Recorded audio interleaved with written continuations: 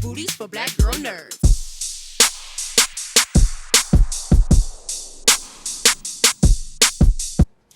So the music in this film, it felt like a supporting character. Yeah. So tell us about the significance of the music and how it played a role in the telling of this story. You know, this score I stumbled on while moving toward the creation of my image book, which is something I do for all my movies, putting together just an image sort of parallel to what the script is for the DP first. Mm-hmm. And I saw this film by Joseph Losey, The Go-Between, on Turner Classic Movies. And this is from 1971, a film I probably saw when I was a kid, but has been sort of out of circulation. And the score is by Michel Legrand, but it's not like any score that I know of Michel Legrand's. It's not like any score in any other Joseph Losey movie. The score to this film is up front, in your face, slaps you right up and makes you take notice of the film that's about to unfold in a way that I found so thrilling and which set the gears turning, right, for me as a viewer. And I thought, that's the excitement that I want for the viewer of this film, May, December. So from there, we just kept using the score as a point of reference until we literally interpolated it by Marcelo Zarvas, my composer, for the finished film. You did well with that. It had such a charismatic presence throughout the film, the music. When speaking about this film, you stated that you want to give the audience a feeling of being excitedly uncertain.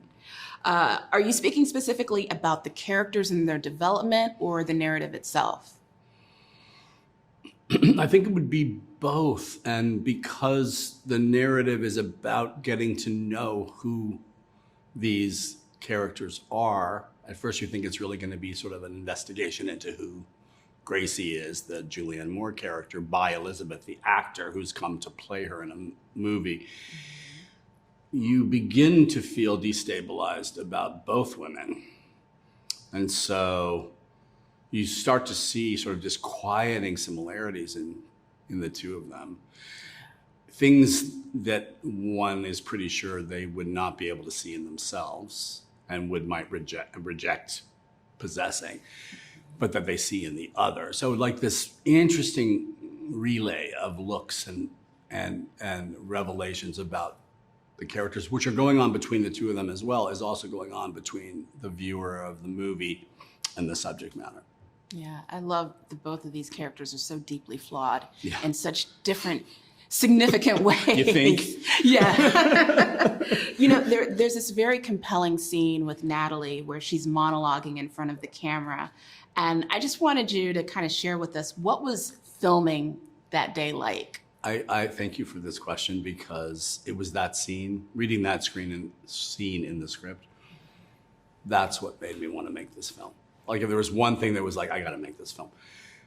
Because it reminded me of a scene in an Ingmar Bergman film, Winter Light, that I saw in high school, where Ingrid Thulin, the actor, delivers a letter to the lens of the camera in a medium shot with a neutral background. And she's delivering the letter to a priest she is in love with, and it's an unrequited love. But the simplicity of the frame and the power of the performance were mutually enhanced by that choice, right? And I just thought, oh my God, this is how we have to do this scene, and what a tour de force for the right actor. And of course, I'm talking to Natalie about playing that part. And so from that idea, a lot of these other ideas about mirrors and how to shoot them and how to sort of create a motif of that style throughout the film emerged. And you worked with her on this. Did it feel more intuitive because of your experience of working with Julianne? Julianne and I have been working together since my second feature film, Safe, in 1995. So we have been sharing our respective careers as actor and director over the course of 5 different films leading up to May, December. And So yes, of course, there's a sense of knowing and trusting the other person. I would say, though, that there was something remarkable that happened from the very first meeting of Julianne, where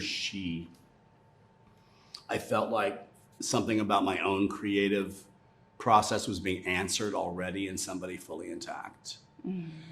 And so I found that counterpart in her from the beginning. And of course, time and familiarity and many experiences give you a broader fluency of how that can be played out in different films, different characters, and just having a friendship over all these years. So all of it is part of what I get to do each time I cast her in another film. Well, I'm glad you had the opportunity to work with Natalie on this film as well as Julianne, and this was such a beautiful movie. Thank you. Going to spark a lot of conversations. Yes. And thank you for taking the time to talk to Black romance. Thanks so much. It was a pleasure. Samy, first of all, congratulations on getting your deal with the Writers Guild. And very happy. Yeah, I'm glad that you're able to talk about this film. I mean, big deal for you, your debut as a screenwriter. As you were crafting this story, was there a particular character that resonated with you?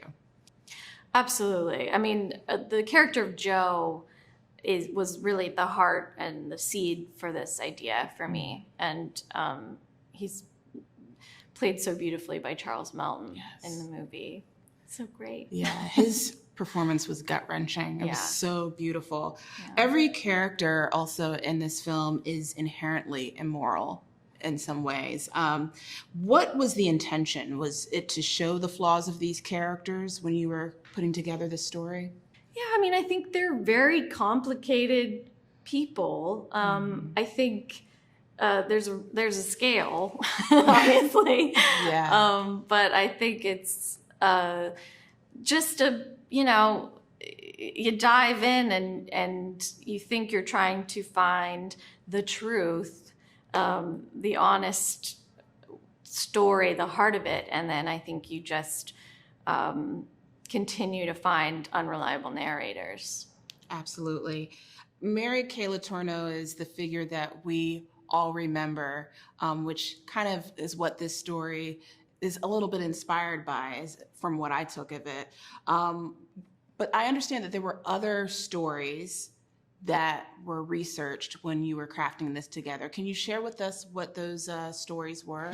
Well, it's more that this is a fictional story. It's all the details are invented of these people, and that really was important to me in that these characters. You're able to see into their intimate lives without the presupposed nature that you're saying, oh, this is that person, and this is what they said, and these are children, and this is a fictional story, and it's really about the way we process these tabloid stories in our culture and why we continue to rehash them with a direct lens, and recreate them sometimes in the scenes of the crime where they happened. Exactly. And not necessarily, I mean, I think it is judgmental of that, but it's also just a question. I think it's a question that leads to others is my hope with it. Right. As a writer, there's always a character that you tend to identify with in a story. So for you, was there a particular character that you identified with the most? I mean, I think that's interesting. I'm like, say someone horrible. No, I don't know. I think my heart, the character of Joe breaks my heart. Yeah. And I think they are all voices that come from somewhere, but no, I don't know that I see. For some reason, I keep thinking for a lawyer. I'm like, maybe I'm him. I don't know. I don't think, I don't relate to any of them in that way, like an avatar. Gotcha. Yeah. What do you expect, or what do you hope that audiences will take away? Because this film is going to spark a lot of conversations. What do you hope that audiences will take away from this film? I hope it does spark a lot of conversations. I think that's a really important part of seeing or reading any fiction. I think this movie and obviously all of Todd's movies are not interested in spoon feeding people any clean little message. I think that there's a lot of ambiguity, and it's asking you to be an active participant in how do you feel right now? How do you feel now about the experience? And that's very exciting for me as like an audience member and as a viewer. Well, congratulations on your feature debut film. This is Thank you. a beautiful piece of work, and can't wait for everybody to see it. Thank you. Thank you. Me too.